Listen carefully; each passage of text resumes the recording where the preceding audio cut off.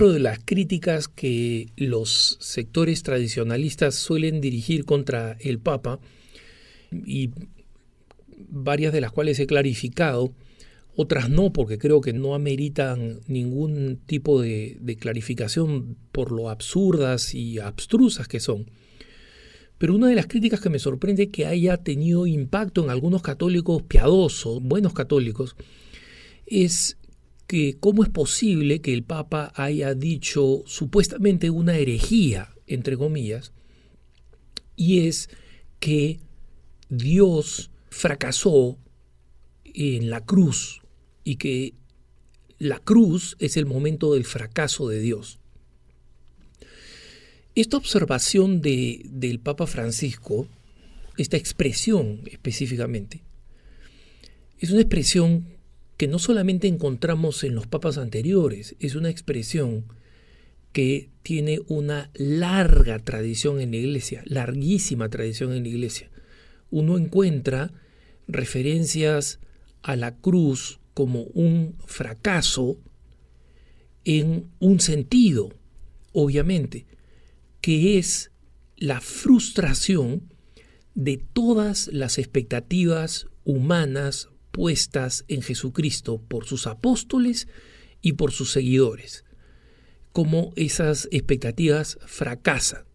Y efectivamente, nosotros lo tenemos muy claro, y acá lo único que hago es recoger las reflexiones de los padres de la Iglesia, es en la razón de la traición de Judas. ¿Por qué Judas traiciona a Jesús? Básicamente, nosotros encontramos en los evangelios que la primera mención a alguien que me va a traicionar no está en los inicios de los evangelios de parte de Jesús.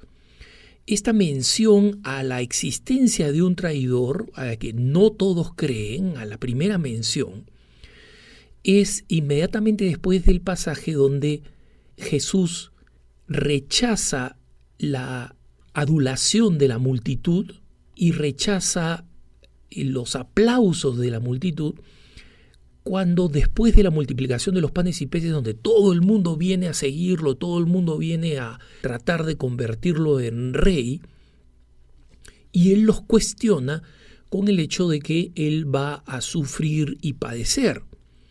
Entonces, desde entonces, los padres de la Iglesia reflexionan, allí se siembra la duda en Judas. No desde el comienzo. Judas creía que estaba siguiendo a un Mesías que iba a ser un Mesías victorioso y que con su poder, con estos poderes de hacer milagros, de sanar muertos, él iba a poder destruir y derribar el establishment romano que oprimía a los judíos. Entonces, cuando ve que Jesucristo comienza a tomar este curso de humildad, de humillación, de muerte, frente a la que le advierte incluso Pedro, recuerden ustedes en ese pasaje donde él le dice, y tú eres piedra, y sobre esta piedra edificaré mi iglesia, en ese pasaje famoso, Jesucristo también le dice, apártate de mí, Satanás, porque Pedro le dice, tú no vas a morir de ninguna manera, eso no va a pasar. Entonces, ¿por qué no podía pasar? Porque para todos los que lo seguían, la muerte de Jesús hubiera significado su fracaso. Él iba a ser victorioso. Entonces, esta tradición de ver en la muerte y llamarla el fracaso de Jesucristo o el fracaso de Dios, es obviamente, deliberadamente, para echar luz sobre la equivocación, el error de las perspectivas humanas. De tal manera que quede claro que Judas, como enseñan los padres de la Iglesia, cuando vende a Jesús, no lo traiciona porque deja de creer que es el Mesías. Lo traiciona porque cree, al contrario, que es el Mesías al que hay que forzarle la mano.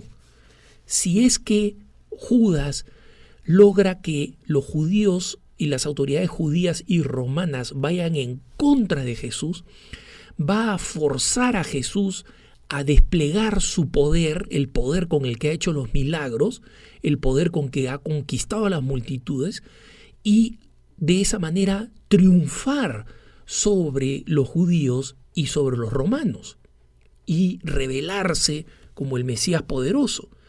Por eso cuando esto no sucede y Jesús es coherente y sigue el camino hasta la cruz, nosotros tenemos el caso concreto de la frustración de Judas y lo que se conoce como su remordimiento, no propio arrepentimiento, porque el arrepentimiento significaría haber confiado en el perdón de Jesús que había proclamado todo el tiempo, sino en su remordimiento y su suicidio.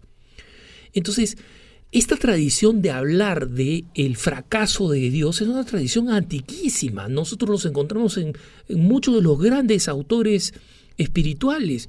Es un tema con aquel que ha leído libros de espiritualidad clásica, que ha leído a los padres de la iglesia, a los padres del desierto, a quien ha leído San Agustín, a quien ha leído a San Ambrosio, a quien ha leído a San Gregorio de Niza, a San Gregorio Nacianceno, se va a encontrar con estas referencias a la cruz como el fracaso de Dios. ¿En qué sentido? En un sentido clásico que van a tomar después muchos autores espirituales a lo largo de la historia, especialmente en la tradición católica española, ¿no? Fray Luis de Granada, Santa Teresa de Jesús, ¿no? Existen muchas de estas expresiones de la pérdida, de la derrota de Jesús en la cruz. ¿Y por qué? Porque es importante hacer entender a los católicos que el triunfo cristiano no necesariamente está vinculado con un triunfo visible para los hombres, y que el triunfo de la Iglesia tiene que ser visto a la luz del triunfo de Jesús en la cruz, que es para los ojos del mundo un fracaso. Imagínense, hermanos, la promesa de un nuevo reino, la promesa de una nueva liberación, todo lo que ha prometido Jesucristo, de pronto culmina en la cruz con Él muerto. ¿Cómo no va a ser un fracaso para los apóstoles? Nosotros lo vemos en las mismas descripciones de las escenas. Lo vemos después en los pasajes post-crucifixión, donde los discípulos de Maús, por ejemplo, le dicen a Jesús, a quien no reconocen, todo ha fracasado, nos estamos regresando a nuestro pueblo. Entonces, es obvio que a los ojos del mundo, la cruz es un fracaso de Jesucristo y es un fracaso del Padre que lo ha enviado. Entonces, en el proceso post-resurrección, incluso los apóstoles le siguen preguntando, Señor, ¿ahora es cuando vas a restaurar el reino de Israel? No, va a seguir siendo un secreto entre nosotros.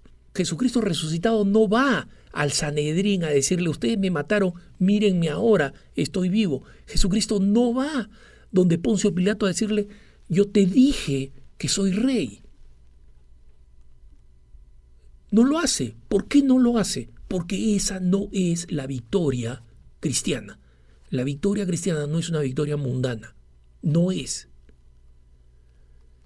Ese es el paradigma que Jesucristo establece. Y el cardenal Ratzinger, antes de ser Benedicto XVI, claramente explicaba en Introducción al Cristianismo esta visión de lo que los cristianos debemos esperar cuando Jesucristo mismo promete que las puertas del infierno no van a prevalecer sobre la Iglesia.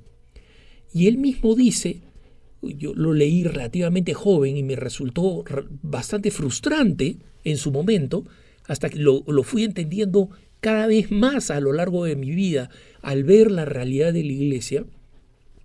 Pero el Papa Ratzinger o el cardenal Ratzinger en ese momento explica la promesa de que las puertas del infierno no van a prevalecer sobre la Iglesia no es una promesa de victoria. Miren ustedes cómo la Iglesia ha desaparecido en lugares donde era increíblemente grande y próspera. El Medio Oriente, el norte de África, no queda nada de esas iglesias.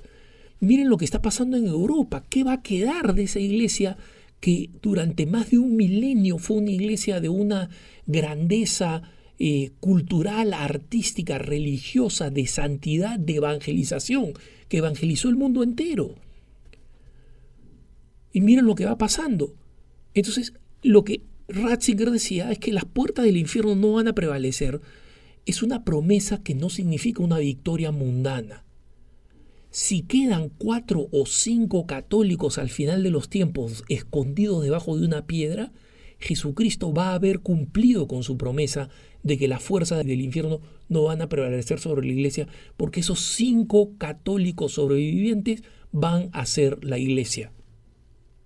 Y la promesa va a ser cumplida. Entonces, el católico que se escandaliza porque el Papa Francisco se une a la tradición bimilenaria de la iglesia de llamar la crucifixión el fracaso de Jesús, el fracaso de Dios, simplemente está desconectada de la tradición católica que hace referencia y le llama fracaso no en el sentido absoluto, porque al final es el origen de nosotros, la iglesia. Pero la iglesia en este mundo, hermanos, en este momento, después de la muerte de la cruz de Cristo, es una institución triunfante. La mayoría cree en la iglesia, la mayoría de los católicos, ¿son personas que están dispuestas a dar su vida por la evangelización, por la iglesia? No, ni siquiera somos la mayoría de la humanidad. Entonces, desde el punto de vista de una empresa, la iglesia es un fracaso. Pero nosotros sabemos que es una victoria desde la visión de la cruz. Desde la visión de la cruz entendemos el evangelio se sigue predicando, con pocos recursos, con pocos hombres, con pocos medios, con pocos obreros en la mies, pero se sigue predicando. Y en consecuencia, la promesa de Jesús de que las puertas del infierno no van a prevalecer sobre ella, se siguen cumpliendo. Pero se siguen cumpliendo en este sentido de que nosotros no podemos medir la victoria de Cristo y la victoria de la iglesia con categorías humanas, porque si así hubiera sido, Jesús hubiera establecido un imperio por el resto de los siglos, y eso no es lo que ha sucedido. Ha establecido una iglesia pequeña, que tropieza, que cae, pero que sigue manteniendo el contenido de la evangelización, el contenido de la revelación con todas sus fuerzas, y sigue adelante predicando a Jesucristo. Y en consecuencia no nos avergüenza decir que la cruz fue un fracaso, porque fue un fracaso para el mundo, para los ojos del mundo, con certeza. Y si hoy existe gente que sigue sin creer, es porque ven en la iglesia una institución frágil, débil, agredida y agravada por los defectos de nuestros propios miembros, y no ven una institución triunfante de un emperador que ha conquistado el mundo. Esa es la realidad de la iglesia, así que no hay ninguna rareza en que el Papa Francisco, siguiendo la tradición de los pontífices y de la tradición de la iglesia, diga que desde el punto de vista mundano, la iglesia reconoce que la cruz de Cristo fue un fracaso para los ojos de la mundanidad, y que ese fracaso oculta la victoria auténtica y la manera como tenemos que medir la victoria nosotros los católicos. Que tengas un buen día.